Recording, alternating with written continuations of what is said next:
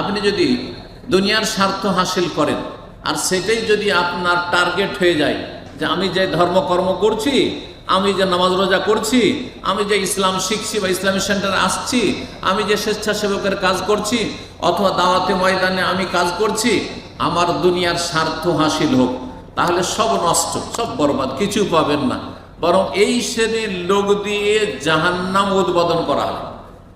যারা ইসলাম শিখেছে দুনিয়ার গরজে, ইসলাম শিখেছে কিসের গরজে? দুনিয়ার গরজে, তাদেরকে দিয়ে যাদেরকে দিয়ে জাহান্নাম দাও দাও করে জ্বলে উঠবে। প্রথম দাও দাও করে জাহান্নাম জ্বলে উঠবে যাদেরকে নিয়ে, তারা হচ্ছে যারা ধর্মকে পেটের স্বার্থে, দুনিয়ার স্বার্থে ব্যবহার করেছে। এই জন্য যত বেদাতি মোল্লা আছে এর অন্তর্ভুক্ত কিন্তু, কারণ এদের কাজ হচ্ছে ধর্ম ব্যবসা, কোরআন খানি ধর্ম ব্যবসা, তাবিজ ধর্ম ব্যবসা, পীর মুরিদি ধর্ম ব্যবসা, আর তারপরে জলসা মহফিলে কন্ট্যাক্ট করে এত টাকা না হলে যাব না ধর্ম ব্যবসা, মিলাদ ধর্ম ব্যবসা, আর তারপরে যতগুলি আপনার কুলখানি আর ফাতেহা খানি সব ধর্ম ব্যবসা, মাজার ধর্ম ব্যবসা, এই সমস্ত ধর্ম ব্যবসা। যার ফলে যারাই ইসলামের সাথে জড়িয়ে আছে কিন্তু এই ধর্ম ব্যবসায় জড়িত, তাদের জন্য কঠিন শাস্তি রয়েছে, কঠিন শাস্তি রয়েছে। সূরা তাওবাতে আল্লাহ রাব্বুল আলামিন তাদের সম্পর্কে সতর্ক সাবধান করেছেন। ইন্না কাসীরাম মিনাল আহবারি ওয়ার রুহবানি লা ইয়াকুলুনা আমওয়ালান নাস বিল বাতিল ওয়া ইয়াসুদ্দুনা আন সাবিলিল্লাহ। এটা হচ্ছে ইহুদি এবং খ্রিস্টানদের যারা ধর্মগুরু, ইহুদি খ্রিস্টানদের যারা পুরোহিত, পাদ্রী, তাদের সম্পর্কে আল্লাহ বলেছেন। আর এই ক্যাটাগরির মুসলিম সমাজে যেসব বেদাতি মোল্লা হুজুর আছে সবগুলি কিন্তু এই ক্যাটাগরি। তাদের মধ্যে কি চরিত্র ছিল? কাসীরাম মিনাল আহবারি ওয়ার রুহবান, অনেক ইহুদি খ্রিস্টানদের পুরোহিত, পণ্ডিত, ধর্মগুরু যারা, ধর্মযাজক, লা ইয়াকুলুনা আমওয়ালান নাস বিল বাতিল, মানুষের ধন সম্পদ অবৈধভাবে ভক্ষণ করে, ধর্ম ব্যবসা করে, পয়সা ইনকাম করে, দুনিয়ার স্বার্থে ইসলামের কাজ করে। লা ইয়াকুলুনা আমওয়ালান নাস বিল বাতিল।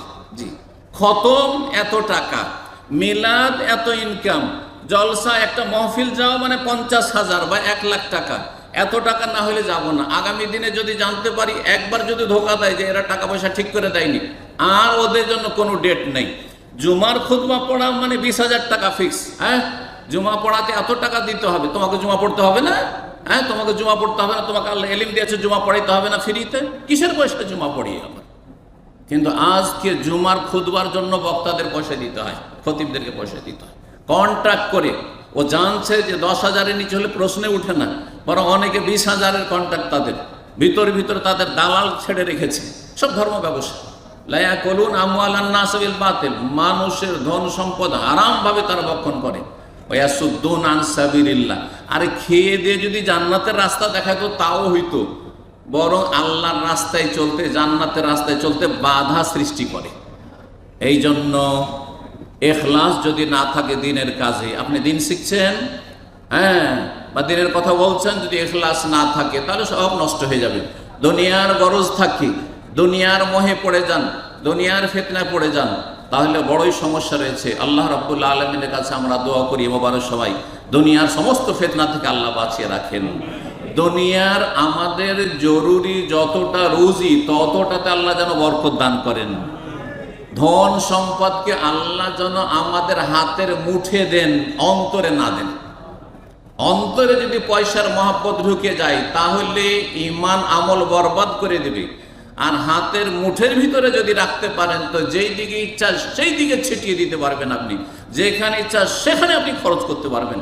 এই জন্য এই দোয়াটি অত্যন্ত গুরুত্বপূর্ণ। আল্লাহ ধন সম্পদ দাও আমাদের হাতের মুঠে, যাতে করে দান সাদকা করে জান্নাতে যেতে পারি, জাহান্নাম থেকে বাঁচতে। ইত্তাকুন নার ওয়াল বিশিক্কি তামরা, জাহান্নামের আগুন থেকে বাঁচার চেষ্টা করো, যদিও একটা খেজুরের টুকরো দিয়ে হোক না কেন। কিন্তু অন্তরে যদি ঢুকে পড়ে পয়সার মহাব্বত, দুনিয়ার মহাব্বত অন্তরে ঢুকে পড়েছে, তাহলে পয়সাকে অন্তর থেকে বের করা যাবে না, ভিতর থেকে বের করা যাবে না, কিন্তু হাতের মুঠ থেকে বের করা সহজ। আল্লাহ রাব্বুল আলামিন দুনিয়ার সমস্ত ফিতনা থেকে বাঁচিয়ে রাখেন।